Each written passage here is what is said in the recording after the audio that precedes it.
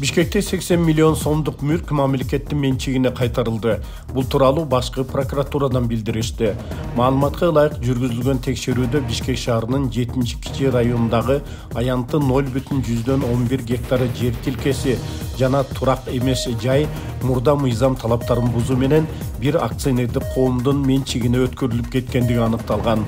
Көрүлгөн прокурорлук чаралардын негизинде баасы 80 миллион сомду түзгөн аталган мүлк кайрадан мамлекеттик менчикке кайтарылды. 1-сентябрдан баштап мугалимдер электрондук журнал пайдаланышат. Бул тууралуу бүгүн агартуу министринин орун басары Надира Жусупбекова онлайн кеңешмеде билдирди. Буга байланыштуу 2025-26 окуу жылында мугалимдер мугалим автоматташтырылган маалымат системасы аркылуу электрондук журналды гана толтурушаарын билдирди.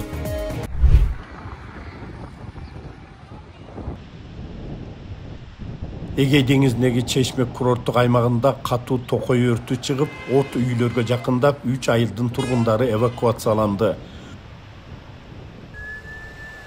Ылдыр райондагы шаршемби күнү башталган өрт айыл чарба талаларынан чыгып, катуу шамалдан улам от токойго өтүп кеткен. Өрткө каршы күрөшкө авиация да тартылды. Туркиянын 3 провинциясында ири токой өрттөрүнөн улам 50 миңден ашуун жаран эвакуацияланган. Туркиянын укук коргоо органдары буга чейин токой өрттөрүнө тиешеси бар деген шек менен 17 адамды кармаганы белгилүү болгон.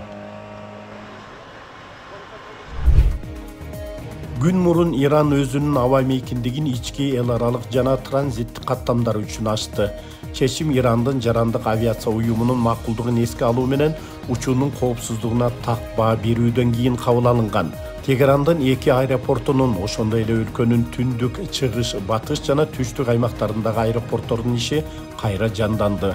Эске салсак, Израиль 13 июнда Тегеранга жана өлкөнүн башка аймактарына абадан сокку ургандан кийин Иран аба мейкиндигин жапкан.